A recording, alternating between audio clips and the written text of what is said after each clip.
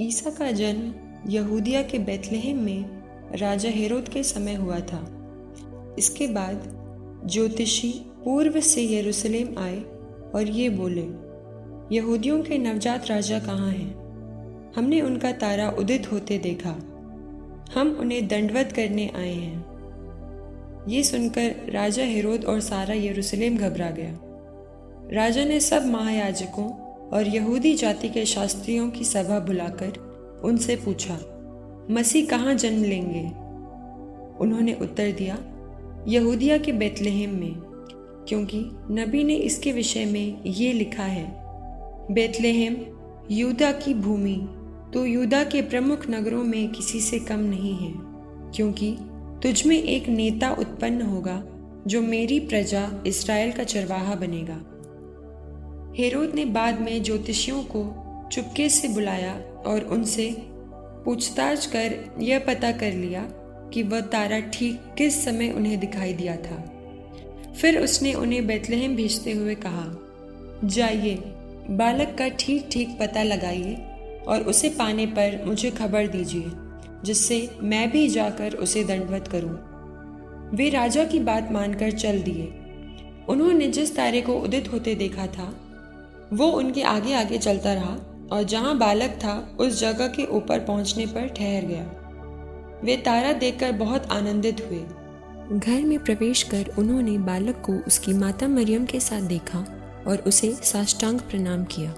फिर अपना अपना संदूक खोलकर उन्होंने उसे सोना, लोबान और गंधरस की भेंट चढ़ाई। उन्हें स्वप्न में यह चेतावनी मिली कि वे हेरोद के पास नहीं लौटे, इसलिए वे दूसरे रास्ते से अपने देश चले गए। उनके जाने के बाद प्रभु का दूत यूसुफ को स्वप्न में दिखाई दिया और यह बोला, उठिए, बालक और उसकी माता को लेकर मिस्र देश भाग जाइए। जब तक मैं आपसे न कहूँ वहीं रहिए, क्योंकि हेरोद मरवा डालने के लिए बालक को ढूंढने वाला है। यूसुफ उठा और उसी रात बालक और उसकी माता को लेकर मिस्र देश चल दिया।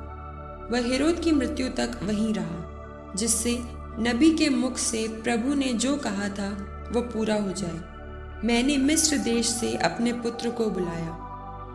हेरोद को यह देखकर बहुत क्रोध आया कि ज्योतिषियों ने मुझे धोखा दिया है। उसने प्यादों को भेजा और ज्योतिषियों से ज्ञात समय के अनुसार बैतलहम और आसपास के उन सभी बालकों को मरवा डाला जो 2 बरस के या और भी छोटे थे।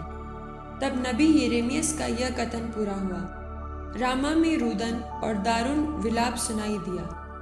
राखेल अपने बच्चों के लिए रो रही है और अपने आंसू किसी को पोंछने नहीं देती, क्योंकि वे अब नहीं रहे। हेरोद की मृत्यु के बाद प्रभु का दूत मिस्र देश में यूसुफ को स्वप्न में दिखाई दिया और ये बोला, उठिए, बालक और उसकी माता को लेकर इस्राएल देश चले जाइए, क्योंकि वे जो बालक के प्राण लेना चाहते थे मर चुके हैं। यूसुफ उठा और बालक तथा उसकी माता को लेकर इस्राएल देश चला आया। उसने सुना कि अरखेलोस अपने पिता के स्थान पर यहूदिया में राज करता है, इसलिए उसे वहां जाने में डर लगा और स्वप्न में वह चेतावनी पाकर गलीलिया चला गया। वहां वो नाजरेत नामक नगर में जा बसा। इस प्रकार नबियों का यह कथन पूरा हुआ, यह नाजरी कहलाएगा।